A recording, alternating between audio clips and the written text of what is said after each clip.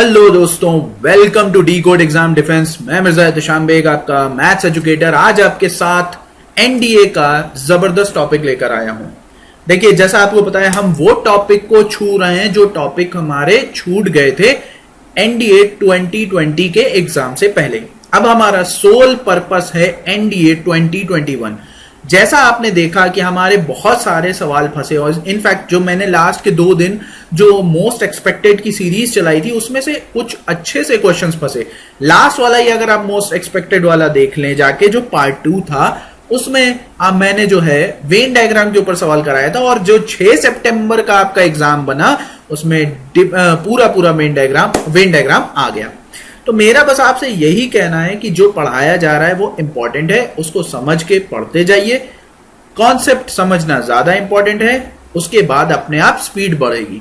बहुत ज्यादा सवालों को करना नहीं पड़ता है, कुछ सवाल के जरिए ही आपका सिलेक्शन पॉसिबल हो जाता है। और अब आप देखेंगे यहाँ पे जो कट ऑफ जाएगी उसमें भी ऐसा ही कुछ होगा। तो आज का जो सेशन है उसमें हम बात करेंगे किसकी, वेक्टर अलजेब्रा की। हमने प्रीवियस 2 क्लासेस में प्रोबेबिलिटी के बारे में पढ़ा, अब वेक्टर अलजेब्रा, क्योंकि ये हमारा छूट गया था। ठीक है, तो चलिए स्टार्ट करते हैं। इसका आज पहला पार्ट है और इसमें मैं कुछ कॉन्सेप्ट वाइज चीजें बताऊंगा। वेक्टर अलजेब्रा में आपको वेक्टर फॉर्म के, यानी जो वेक्टर होता है उसके आपको रूल्स पता होने चाहिए, अदरवाइज आप वो सॉल्व नहीं कर पाएंगे। इसमें एडिशन क्या होता है, मल्टीप्लिकेशन क्या होता है, सब्ट्रैक्शन क्या होता है, ये सारी चीजें आपको इसमें डिस्कस करनी है। ठीक है, चलिए स्टार्ट करते हैं। पहले आप ये चीज समझ लीजिए कि वेक्टर क्वांटिटी पढ़ने से पहले आप ये जान लीजिए स्केलर और वेक्टर क्वांटिटी क्या होती है। स्केलर क्वांटिटी वो होती है, देखो भाई, स्केलर क्वांटिटी वो होती है those quantities which have only magnitude, सिर्फ मैग्नीट्यूड होता है और not related to any kind of direction. ठीक है, is called as scalar quantities, जैसे mass, speed, distance. Those quantities which have both magnitude as well as direction is called as vector quantities, जैसे displacement और वेलोसिटी। Displacement क्या होता है, shortest route भी बताता है। ओके, तो ये चीजें आप समझ लीजिए। आई होप आप सभी को ये क्या है, समझ में आ गया होगा। चलिए, अब यहां पे टाइप्स ऑफ वेक्टर्स क्या होते हैं, एक चीज और जानिए। जैसे आप जा रहे हैं ए पॉइंट से बी पॉइंट की तरफ, ठीक है, ए पॉइंट से बी पॉइंट की तरफ अगर जा रहे हैं तो आपकी डायरेक्शन होगी ए टू बी, यानी आपका जो वेक्टर होगा ए बी वो होगा इस तरीके से। ठीक है, अब ये क्या कह रहा है, those vectors which are not related to specific points are called free vectors. भाई जाहिर सी बात है, वो किसी एक पॉइंट से रिलेट नहीं कर रहे हैं। जैसे हम बोलेंगे ए से बी जा रहे हैं तो वो रिलेट नहीं कर रहे हैं, तो वो क्या कहलाएंगे, फ्री वेक्टर्स कहलाएंगे। ठीक है, ये छोटी छोटी डेफिनेशन है, इनको समझते जाइए। लोकलाइज क्या होगा, a vector which can be shifted only along it's line of action, यानी सिर्फ अपनी लाइन ऑफ एक्शन के अलोंग ही शिफ्ट किया जाए, उसे हम क्या बोलेंगे, लोकलाइज, यानी उसके बाहर वो ना जाए। ठीक, the two vector of the same direction are called like vector, यानी अगर आप सेम डायरेक्शन में हैं तो आपका लाइक वेक्टर, और अगर आप दूसरा वाला ऑपोजिट है तो भाई जाहिर सी बात है वो अनलाइक वेक्टर कहलाएगा। ऑलराइट, चलो अब हम चलते हैं यहां पर आगे। ये समझना बहुत ज्यादा जरूरी है कि यूनिट वेक्टर क्या है, इक्वल वेक्टर क्या है। देखिए, यूनिट वेक्टर आपका क्या होगा, देखिए यूनिट वेक्टर जो है आपका वो ध्यान से समझिए। A vector whose modulus is unity, यानी सिंपल सी बात है, ये टर्म आपका क्या होगा, यूनिटी होगा। ठीक है, unit vector of A is denoted as A cap, यानी ए कैप से डिनोट किया जाता है, यानी आपका जो डिनोट किया जाएगा वो किससे, ए कैप से डिनोट किया जाएगा, और वो बराबर होगा A upon modulus of A. ठीक है, ये बात ध्यान रखिएगा कि modulus of the unity vector is equal to 1। ठीक है, इक्वल वेक्टर्स क्या होते हैं, magnitude and direction of two vectors are same, यानी जो मैग्नीट्यूड में भी सेम हो और डायरेक्शन में भी क्या हो, same. Two vectors A and B are, अब देखो यहां पे दिया हुआ है कि are said to be equal, equal तब होगा जब उनका magnitude equal, they have the same और parallel support, the same sense. Okay, zero vector क्या होगा, मॉड्यूलस क्या हो, जीरो, यानी यही टर्म क्या हो जाए, जीरो हो जाए। ठीक है, the direction can not be determined, क्यों, क्योंकि अब यहां पर आप खुद सोचो, डिनोमिनेटर जीरो तो डायरेक्शन कैसे डिटरमाइंड हो सकती है। नेगेटिव वेक्टर क्या होगा, भाई जा रहे हो आप इस डायरेक्शन में ए से बी और आप बताओगे कि हमें बी से ही जाना है, तो आप जाहिर सी बात है वो डायरेक्शन क्या होगी, जस्ट ऑपोजिट। ऑपोजिट का मतलब यहां पर हो जाता है नेगेटिव। ठीक है, कोलीनियर, कोलीनियर क्या है, आपने कोलीनियर पढ़ा हुआ है कि एक ही लाइन पर, एक ही प्लेन पर आपका क्या हो, कई पॉइंट्स हो। पर यहां पे किसकी बात हो रही है, वेक्टर की बात हो रही है। और वेक्टर आपका 3 क्वाड्रेंट से बना होता है, ए, आई, जे और के से। ठीक, अब यहां पे कोऑर्डिनेट्स आने लगेंगे तो जाहिर सी बात है दो पैरेलल लाइन आपकी क्या कहलाने लगेगी, कोलीनियर और पैरेलल। इसीलिए देखो इसने लिख भी दिया है कि और पैरेलल वेक्टर्स। ठीक है, स्ट्रेट लाइन एक तरीके से। कोप्लेनर क्या होगा, those vectors which are parallel to same plane. Same plane का मतलब है either we are talking about I J plane, J K plane, आई के प्लेन, इनमें से किसी के भी पैरेलल होगी वो कोप्लेनर कहलाएगी। ठीक, अगला position vector, if O is fixed, यानी कोई एक बिंदु फिक्स कर दिया जाए तो जिस डायरेक्शन में भी जाओगे वो आपकी क्या कहलाएगी, पोजीशन वेक्टर कहलाएगी। OP which represents the position of a point P. ठीक है, पी पॉइंट पर ओपी जो है वो डायरेक्शन यानी पोजीशन रिप्रेजेंट करेगा। देखो यहां पे पोजीशन दी भी हुई है किस फॉर्म में, इस तरीके से। Displacement vectors, if a particle is displaced from A to B, यानी ए से बी आपका पार्टिकल डिस्प्लेस किया जाएगा, then displacement AB is a vector and AB is called as displacement। भाई जाहिर सी बात है, देखो A से B आप जा रहे हो, ठीक है, यहां पे समझो, अगर आप देखें तो A से B जब जा रहे हो तो आप यहां पे खुद सोचो, हम यहां पे रूल लगा रहे हैं किसका, एडिशन का, जो हम आगे पढ़ेंगे और आपको ये समझ में आ जाएगा। अभी आप इसको सिर्फ ध्यान में रख लीजिए, आगे पढ़ने पे आपको ये रूल समझ में आएगा। देखो एडिशन ऑफ वेक्टर्स, देखो यहां पर जो हम लगाएंगे वो कौन सा रूल लगाएंगे, triangular rule, triangular rule. Okay, triangle. अब ट्राइंगल क्या कह रहा है, देखो बहुत ध्यान से समझना, these addition of two vectors A and B denoted by A plus B, okay, known as resultant of A B. Okay, there are 3 methods, one triangle, parallelogram, polygon. Triangle का देखो जरा गौर से, कह रहा है if two vectors A and B lie along the 2 sides of a triangle, यानी अगर एक वेक्टर ये है, एक वेक्टर ये है, ए और बी, ये दोनों एक ही लाई अलोंग, एक ही डायरेक्शन में चले जा रहे हैं, तो जो इस पॉइंट से शॉर्टेस्ट डिस्टेंस, जो फाइनल स्टेज को मीट करेगा, वो उनका क्या कहलाएगा, इसे हम बोलते हैं रिजल्टेंट। यानी आपका रिजल्टेंट जाहिर सी बात क्या होगा, यहां से ए से गया कहां तक के, बी, यानी दोनों वेक्टर्स का क्या होगा, सम होगा। Is that clear? बिल्कुल सिंपल फॉर्म में। भाई आप खुद सोचो, आप यहां पूरी डिस्टेंस क्या होगी, ए गए, फिर उसके बाद कहां गए, बी गए, तो अब यहां पे रिजल्टेंट क्या निकला, ए प्लस बी। कहां से यहां आप पहुंचे तो रिजल्टेंट ए से बी गए।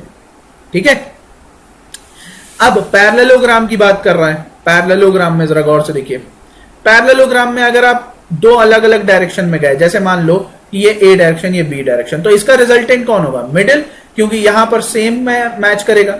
तो अगर हम देखें हमें पहुंचना तो इसी के प्रोजेक्शन के तौर पे ना, तो अगर ए और बी अलग अलग डायरेक्शन में जा रहे हैं तो आपका तब भी रिजल्टेंट ए प्लस बी ही मिलेगा। क्यों? क्योंकि अभी भी आपके 2 पैरेललोग्राम में क्या होती हैं, 2 साइड्स आपकी क्या होती हैं, बराबर, क्योंकि ये ए आपका किसके बराबर होगा, इस ए के बराबर होगा।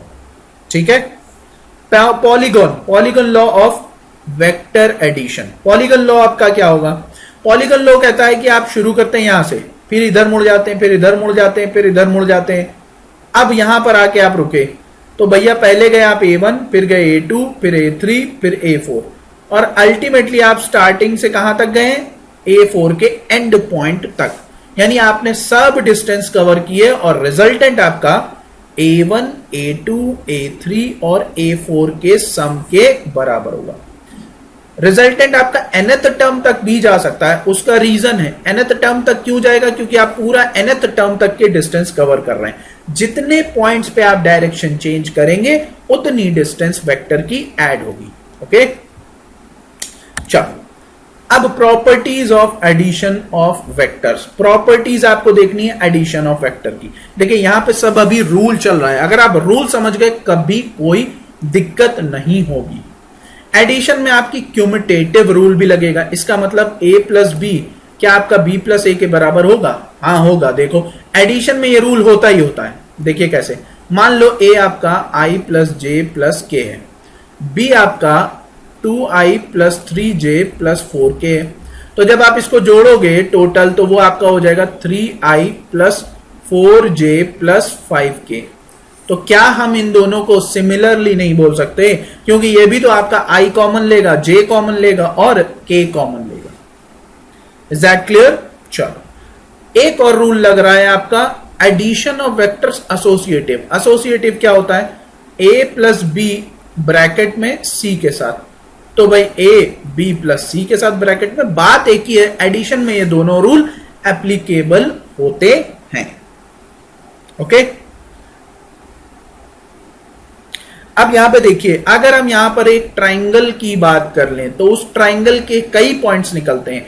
आपने सेंटर ऑफ ट्राइंगल्स पढ़ा होगा, उसमें कहता है कि या तो आपके सेंट्रॉइड होगा वो, या आपका सरकम सेंटर होगा, या आपका ऑर्थो होगा, या आपका क्या होगा? इन सेंटर होगा।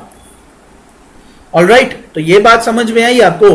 तो हम यहां पे अगर हम मीडियंस का मीटिंग पॉइंट बता रहे हैं तो हम सेंट्रॉइड के बारे में बता रहे हैं, और अगर वो सेंट्रॉइड आपस में इंटरसेक्ट कर रहे हैं तो एक बात ध्यान रखिए कि उन सभी मीडियंस का सम 0 के बराबर होगा अगर वो वेक्टर के फॉर्म में दिए हुए हैं।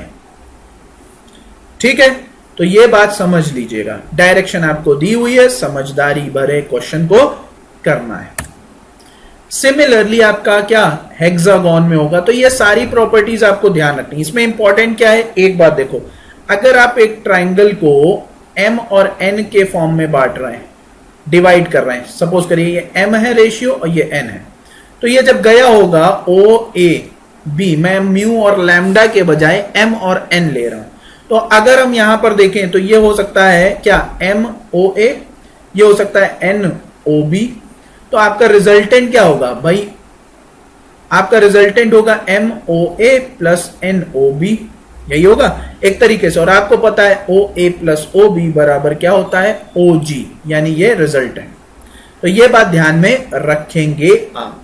ठीक है, चलो अगला देखते हैं, सब्ट्रैक्शन। सब्ट्रैक्शन में बस एक बात ध्यान रखो कि सब्ट्रैक्शन आपका एप्लीकेबल होगा जब एक दूसरे के ऑपोजिट वेक्टर मिल रहे होंगे, यानी अगर ए की बात कर रहे हैं तो वो माइनस ऑफ बी के बराबर, या आप बोल सकते हैं एक अगर आपका सिमिलर, आप भाई सपोज करो ए इधर जा रहा है, ठीक है, तो बी इधर आ रहा है, तो ये क्या होने लगा? यहां पे समझिए, यहां पे ये होने लगा कि एक दूसरे के क्या होने लगे? ऑपोजिट होने लगेंगे। मैं डायरेक्शन में करके दिखा रहा हूं, कंफ्यूज मत होइएगा। ठीक है, ये इस तरीके से मत देखिए, आप सिंपल देखिए कि अगर डायरेक्शन ऑपोजिट हो गई, देखो यहां पे लिखा हुआ भी है, डायरेक्शन ऑपोजिट हो गई तो वो सब्ट्रैक्ट होंगे। सिंपल सी बात। ठीक, ये रूल्स आपको याद रखने, कुछ प्रॉपर्टीज। हाँ, एक बात ध्यान रखिए, a माइनस बी कभी भी b माइनस ए वेक्टर के बराबर नहीं होता है। क्यों? आपने देखो, मैं प्रूव भी कर देता हूं। जैसे मानो i प्लस जे ये दिया हुआ a वेक्टर, ठीक है, b का दिया हुआ है k 2k plus i plus J. अब यहां पे जरा गौर से देखो, आपने a माइनस बी किया, a माइनस बी किया तो इसका मतलब है यहां पे माइनस 2k आया, b माइनस ए करो तो वो 2k आएगा। क्या ये दोनों आपस में बराबर है? नहीं बराबर है, इस बात का ध्यान रखना है। सिमिलरली दूसरी प्रॉपर्टी भी होगी। हाँ, ये प्रॉपर्टी आप ध्यान में रखिए, जैसे अगर हम बोलें कि a बराबर अगर i प्लस जे प्लस के दिया हुआ है, b बराबर वेक्टर आपके दिया हुआ है 3i प्लस 2j प्लस के। अब जरा गौर से देखो, अब आप इन दोनों का सम करिए, ये कितना हो रहा है? a और b वेक्टर का, और फिर उसका क्या लेंगे आप? मॉड्यूलस लेंगे। तो यहां पे देखिए 4i plus 3j plus 2k। अब इसका मॉड्यूलस करो, क्या हो रहा है? 4 का स्क्वायर प्लस 3 का स्क्वायर प्लस 2 का स्क्वायर, 4 16 9 25 25 2 25 4 कितना होता है? 29। और अलग अलग करो जरा, देखो ये होगा √3 और ये होगा 9 4 13 13 1 14। अब देखो ये तो आपका 1 पॉइंट समथिंग हो रहा है, ये आपका हो रहा है 3 पॉइंट समथिंग। √3 क्या होता है? 1.732। और √14 क्या होगा? √14 आपका होगा 7 इंटू √2, सॉरी 7 इंटू √2 नहीं होगा, √14 आपका क्या होगा भाई? √14 आपका 3 से बड़ा होगा पर 4 से छोटा होगा, यानी 3.8 समथिंग होगा, मान लेते।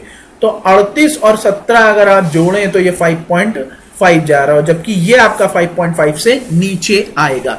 तो ये हमेशा ऑलमोस्ट या तो ग्रेटर होगा या तो लेस होगा या इक्वल माना जाएगा। आप प्रूफ करके देखिएगा, आपको समझ में अपने आप आ जाएगा। ठीक है, तो यहां पर मैंने बस एक एग्जाम्पल के तौर पे लिया, बाकी रूल्स आपको सब ध्यान में होने चाहिए। सारा खेल यहां पर किसका है? रूल्स का है। अगर आप एक बार रूल समझ गए तो आपको कोई दिक्कत नहीं होगी।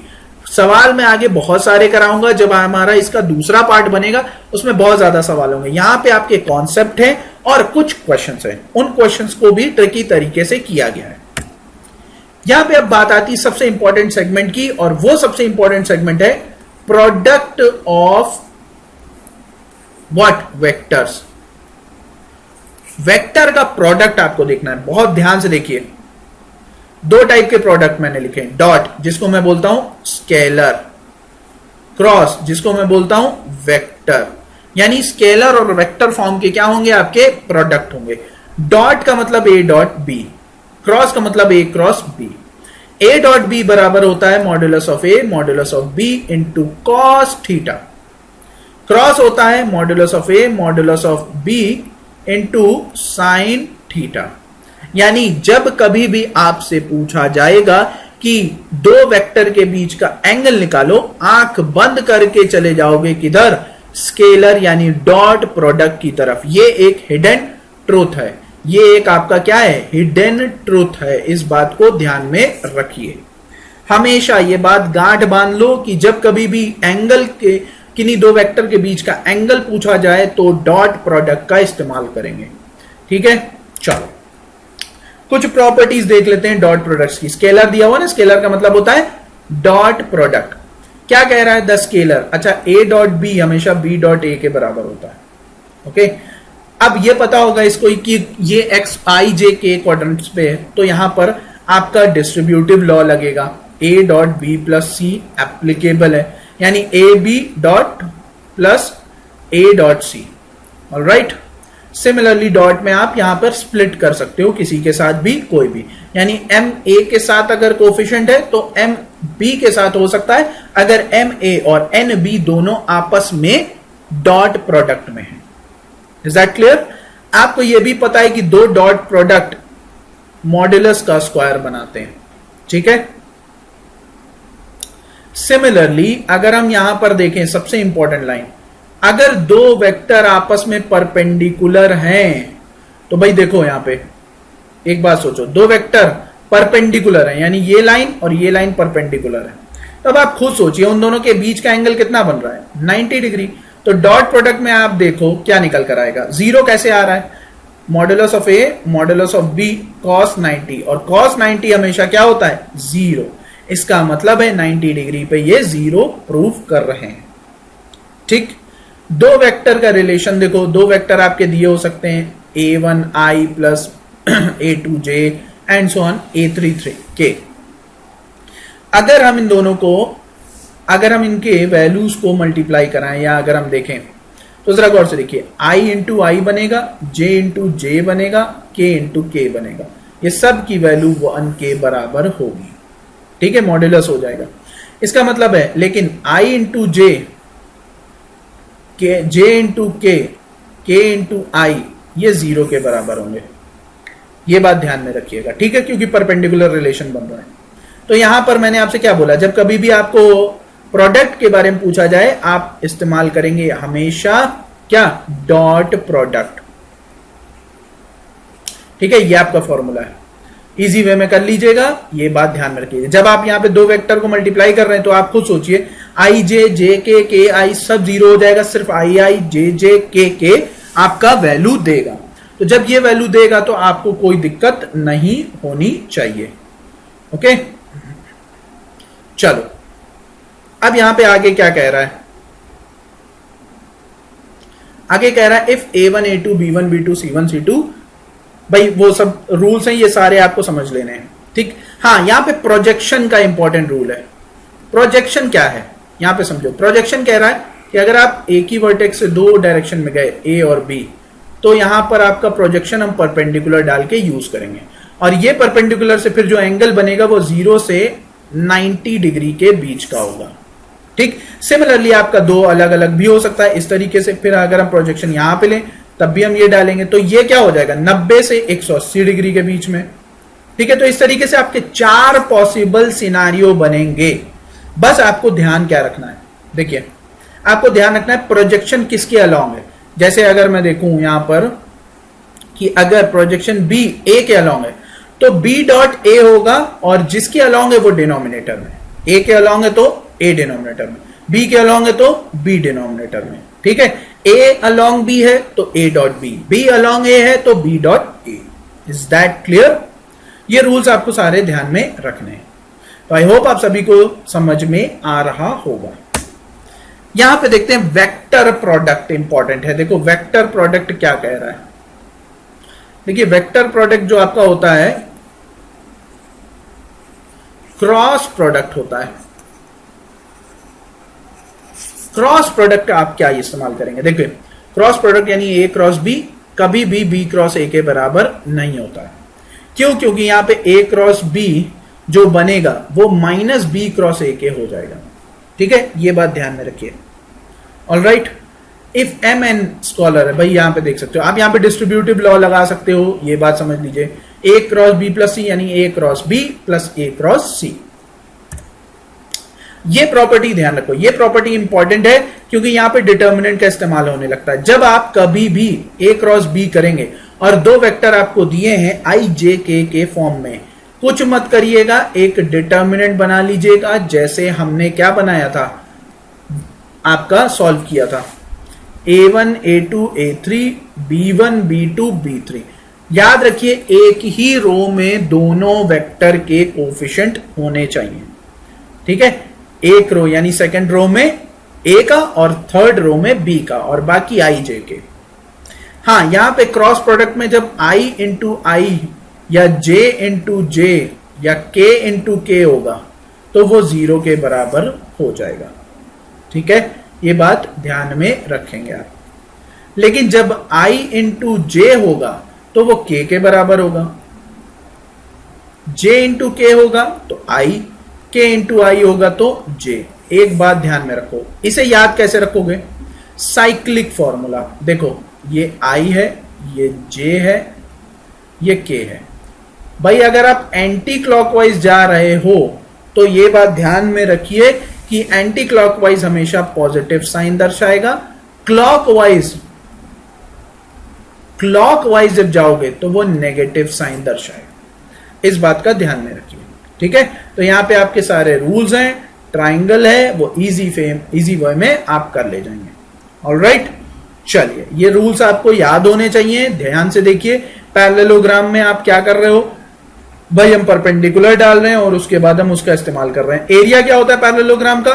Base into height. तो बेस क्या है आपका? OA, हाइट क्या है आपकी? BN। बस खत्म कहानी।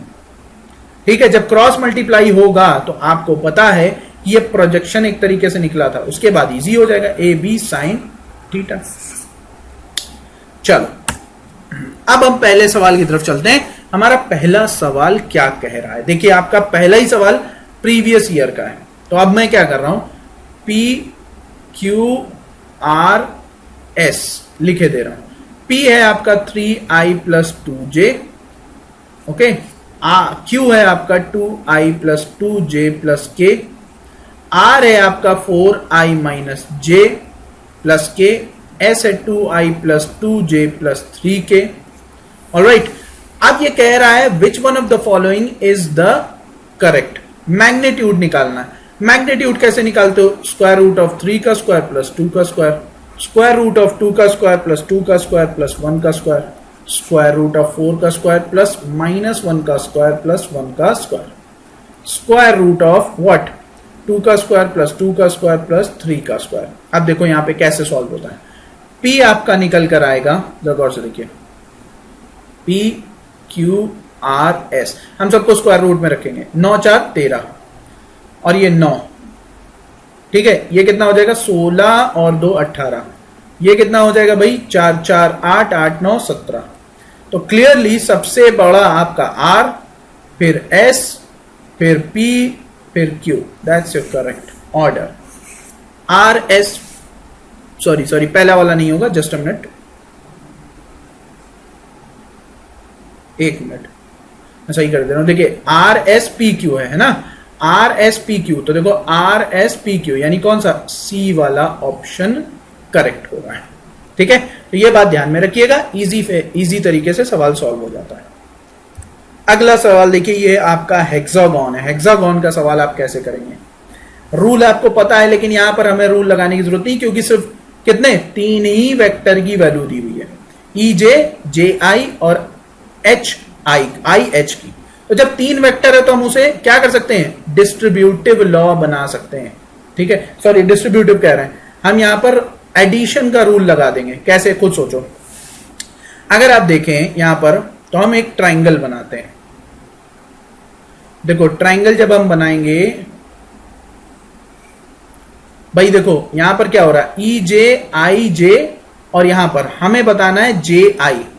ठीक है, तो हम क्या करते हैं, ई जे माना हमने ये है आई प्लस जे, और आपका यानी ए बी जो है ई जे, और सी बी सी जो है आपका आई एच, वो कितना दिया हुआ है, 2i प्लस जे प्लस 3k। तो आपका ए सी क्या हो जाएगा भाई, ए सी ही तो चाहिए ना, ए सी आपका हो जाएगा जे आई।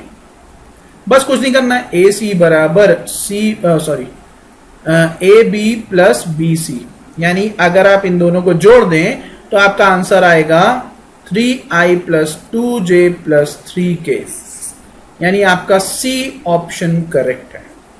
ठीक है, कुछ नहीं करना है, 3 वेक्टर को आपको ऐड कर देना है। अगला सवाल देखिए, A B C are 3 unit vectors. देखो यूनिट वेक्टर क्या होता है, अभी हमने बताया था, प्रॉपर्टी का देखो इसमें इस्तेमाल हो रहा है। यूनिट वेक्टर मींस मॉड्यूलस उसका 1 के बराबर है। ठीक, तो आपसे पूछ रहा है A dot B, B dot C और सी डॉट ए का मान बताइए, कैसे करोगे, जबकि ए बी सी एडिशन में आपके वेक्टर्स 0 के बराबर है। तो जब ए बी सी आपका 0 के बराबर है तो हम होल स्क्वायर कर देंगे। अब देखो होल स्क्वायर करने के बाद मॉड्यूलस ए का स्क्वायर, भाई आपको पता है ना ए डॉट ए क्या होता है, modulus of A, B dot B modulus B, C dot C modulus C, plus 2 A dot B plus B dot C plus C dot ए।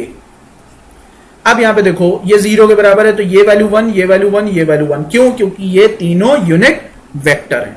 तो ये आंसर देगा -3/2। कौन, ए बी बी सी सी ए। तो आपका कोई ऑप्शन नहीं मैच कर रहा है, डी वाला ऑप्शन करेक्ट आ रहा है। भाई अगर पसंद आ रहा हो तो शेयर लाइक करते जाइए। यहां पर अभी आपको रूल्स हैं, आगे जब आप पढ़ेंगे तो आपको मिलेगा क्या, पूरे questions. O A B is given a triangle such that, देखो अब यहां पे ट्राइंगल आ गया ना, ओ ए बी, देखो ओ ए बराबर है ए, ओ बी बराबर है बी, तो आपसे पूछ रहा है ए सी। ए सी का मतलब है ए बी दिया हुआ है आपका ट्वाइस ऑफ बी सी के बराबर, यानी बी सी, यानी ये सी जो है वो क्या हो जाएगा, मिड पॉइंट। अब इसका मतलब हम कैसे चलेंगे भाई, देखो यहां पे हमें ए बी जा रहे हैं ना, ठीक, यानी अगर हम रूल देखें तो रूल क्या कह रहा है, O A plus A B is equal to O B, है ना। तो ए बी बराबर हो जाएगा ओ बी माइनस ओ ए, यही तो होता है ना भाई। भाई देखो आप ओ से ए आए, ए से बी गए, तो इसका मतलब है ओ से बी तक आए आप, तो ओ से बी का मतलब है ओ बी बराबर आपका रिजल्टेंट होगा ना एक तरीके का, तो हमने वही लगा दिया। अब ए बी, ओ बी आपका कितना है बी, ओ ए कितना है ए बी आपका जिस तरीके से ट्वाइस बी सी है तो ट्वाइस ए सी भी होगा, तो यह हम ट्वाइस ए सी के बराबर कर देंगे, यानी आपका ए सी जो आएगा हाफ ऑफ बी माइनस ए आएगा। इतना आसान सवाल होता है, ये बात ध्यान में रखिए। तो आपका ऑप्शन कौन सा करेक्ट है, ए वाला ऑप्शन करेक्ट आ रहा है। आई होप आप सभी को समझ में आ रहा होगा। नेक्स्ट क्वेश्चन कह रहा है if A and B are 2 unit vectors, again modulus A modulus of B 1 के बराबर होगा। अगर 2 यूनिट वेक्टर हैं at an angle of what 60 degree, यानी कुछ इस तरीके से 60 डिग्री बना रहे हैं। ठीक है भाई, चलो which one of the following is correct, कौन सा करेक्ट होगा। तो अब यहां पे a प्लस बी में करेक्ट पूछा जा रहा है, तो a प्लस बी मॉडुलस का होल स्क्वायर बराबर होगा मॉडुलस ऑफ a का square plus modulus of b का square plus 2a dot B. अब देखो जरा a डॉट बी जब कभी भी आता है तो आपको याद है ये दोनों वैल्यू तो 1 + 1 हो जाएगी, पर ये जब कभी भी आएगा तो ये आपका modulus of A modulus of B cos theta, और एंगुलर फॉर्म आपका यहां पर इस्तेमाल होगा। अब देखो ये हो गया 2 प्लस 2 इंटू 1 इंटू 1 इंटू 1/2। 2 का किस्सा खत्म, वैल्यू 3 के बराबर, स्क्वायर हटाओगे तो स्क्वायर रूट 3 के बराबर।